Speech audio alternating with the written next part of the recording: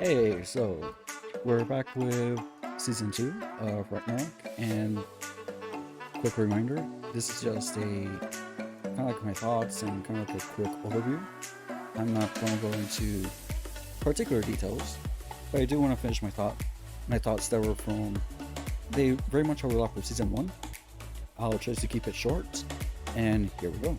So in season 2, where we stopped with season 1, was Magne had a fight with the head of the giants.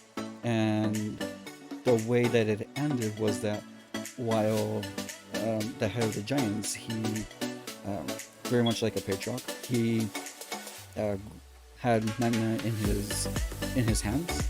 He was choking him, and Magna not being able to do anything else because he's very strong.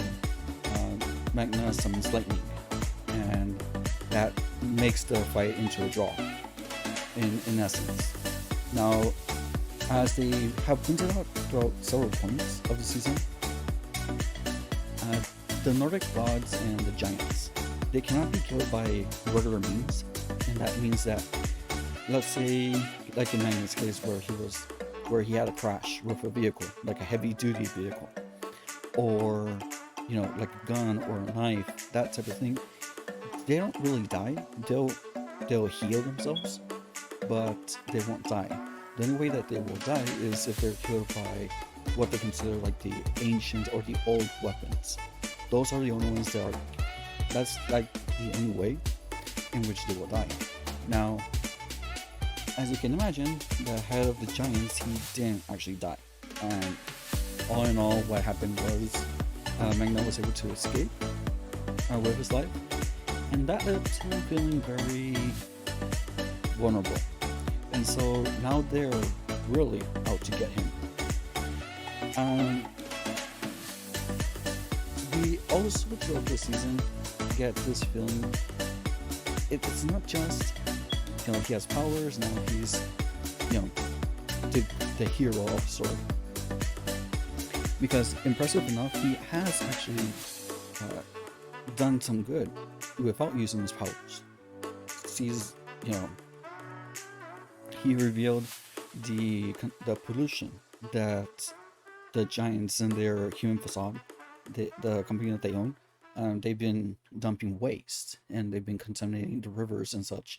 And so he has been revealing and showing these proofs that his friend Isolde, the girl who died in the last season, wasn't able to reveal in the public because she was gathering all this information.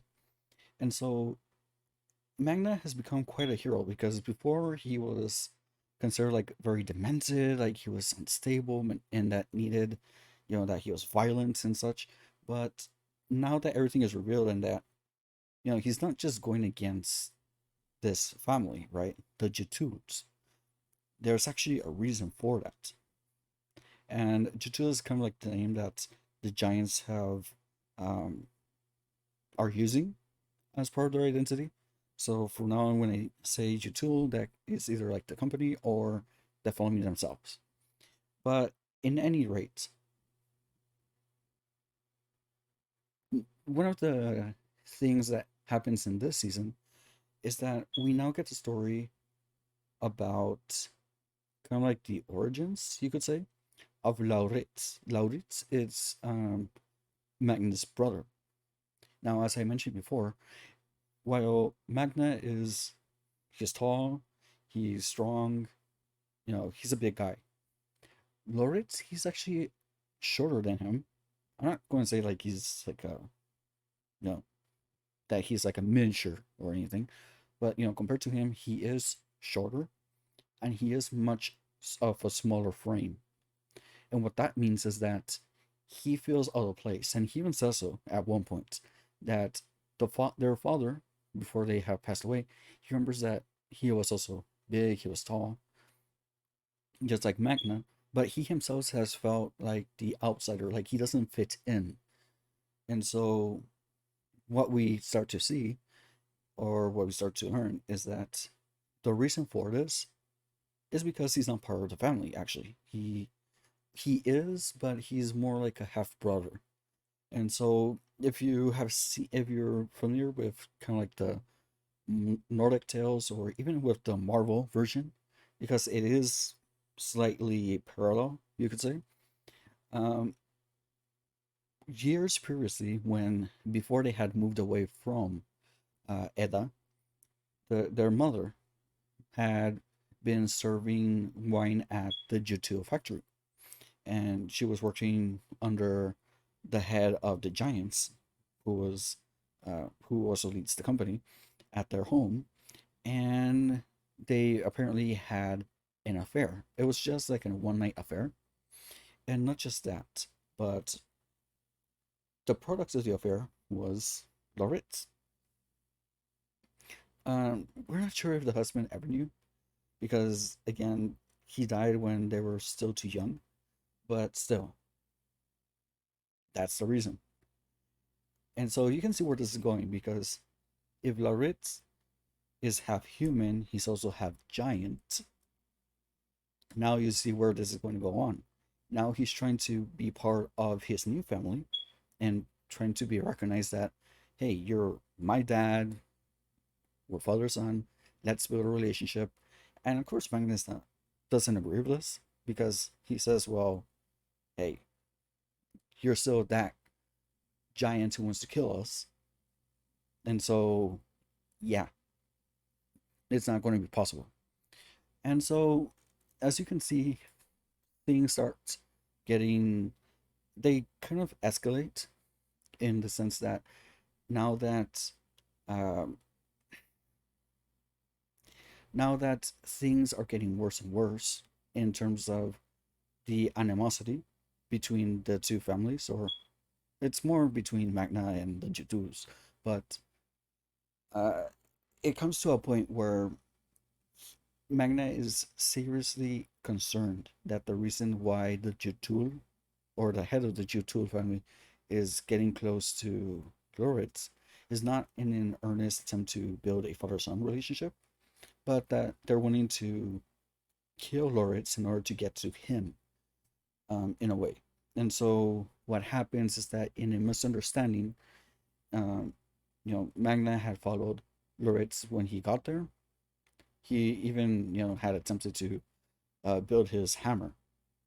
Of course, that didn't work, but uh, when he followed Loritz, he did hear a commotion, and it did seem that the head of the Jutul was really going to hurt Loritz. And so Magna intervened. And in this commotion, well, the head of the Jutul family, he had an axe, which is an old weapon, uh, not just any regular axe. And in that commotion, Magna pushes um, the guy into this axe, and he dies. And so now it's Magna. He killed the giant, but he also killed Loritz's father. And so there is like this really brief um, conflict between Magna and Loritz, because Loritz doesn't forgive him. But Magna, that's what leads to Magna doing something that's really not so bright. Magna does some things that are not too bright. And one of them is that he's too honest. And that's kind of like my only gripe from season one as well. Because they will catch him doing something, or they will ask him, well, why are you so against the Jutul? And he would answer honestly, well, I'm the reincarnation of Thor. I can throw a hammer for a kilometer and so forth. So obviously people are going to think he's crazy, right? But the thing that he does in this season two, is that he gives up his powers. When he does that, he he does it because he feels a lot of remorse, because he doesn't want to kill, even if it's the giants. And what ends up happening is that he starts seeing that, because he doesn't have his powers, he cannot stop people from getting hurt, and he cannot stop the new gods that are forming. Um, Because again, as the title of the show says, Ragnarok, the end of times, the beginning of the new cycle. Well, new people are coming up that are being given powers. And one of them is this girl who she can make people do whatever she wants. It's more like a mind control type of thing. And this other guy who doesn't seem to ever give up. He is also given like super strength, that type of thing. That's the only thing we see him do. But other than that, but Magna does see that even though he's technically the leader, because he no longer has his powers, he's no longer the leader, so he cannot control or hold people accountable to their own powers. And so that's one of the several things that happens during the season where it leads up to him having to find the hammer, because once he finds the hammer, he gets his powers back. And all of this, Loritz is also kind of regaining his own identity, because is he a Jutul? Is he, you know, Magnus's brother? What is he?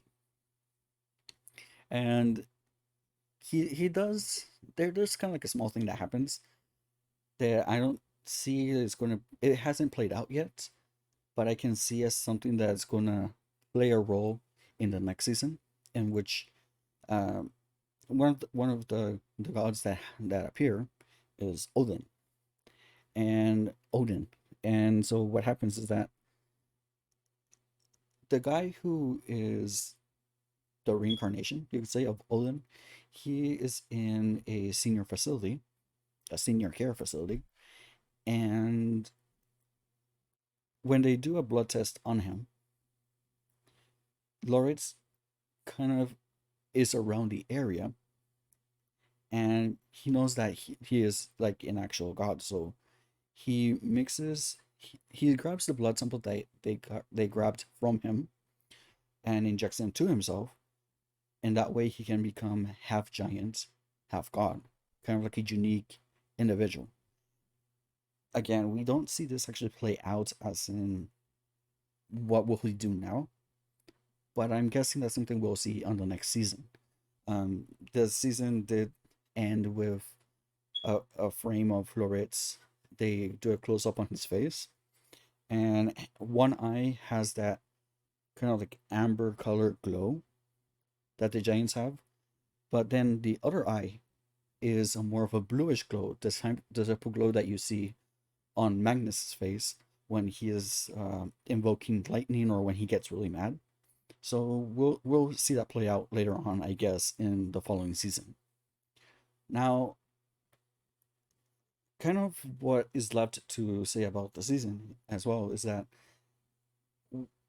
once he sees the mess that has been made, he does discover where the ancient fire that he needs to build the hammer is located, which is inside the facility, inside the factory. He's able to infiltrate, get hammer going, and then now he has his powers back. Not only that, but um, well, there's more of an issues now with the company as they lose face, because now that it's open that they're polluting the environment, the town is now angry at them. But now with the children, if Fior and always forget the Saxa. That's her name. So these are like the two who are the children in this cycle. So Fior and Jutu and Saxa, they the way that they handle the situation is that Saxa admits and accepts the responsibility, and then Fior kind of turns it around saying, "Well, since we're doing so much evil here and we cannot comply with all the regulations that are going to be placed on us right now, we'll move out from from Eda and we'll just go somewhere else." Which you can see as a problem, because if the factory, the one that's providing jobs, the one that's providing this economy boost in the small town, if they leave, now the town's going to be in ruins, because it takes away the jobs, it takes away the commerce, it takes away that power from the money. So now the town has kind of reverted to trying to appease them and say, okay, it's okay, you can stay, and just tell us what we have to do. And so that's how they handled that situation. Again, very interesting how they play out, because even though there's supernatural beings, it's not so much as what they're doing with their powers. It's much more to do with what their end goal is and how they're achieving it without anybody noticing it. But at the same time, you see this fight between good versus evil, as both as mortals and as immortals.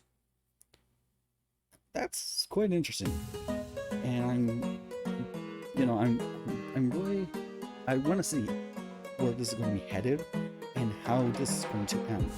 I am not sure how many more seasons it's going to go for. If it's going to be just one more season as season 3, or if there's going to be a season 4 or a season 5. But so far, I mean, this is going out great. Alright, those were my thoughts. Feel free to leave comments and, just create a discussion. Again, I highly doubt that anybody's going to be watching this, but if you do, I mean, welcome. And if you like my opinions or what I'm saying or what I'm trying to do, hey, come back for more. I'll be trying to do this more on a regular basis. This is more like a hobby for me. But anyways, see you in the next one. Goodbye.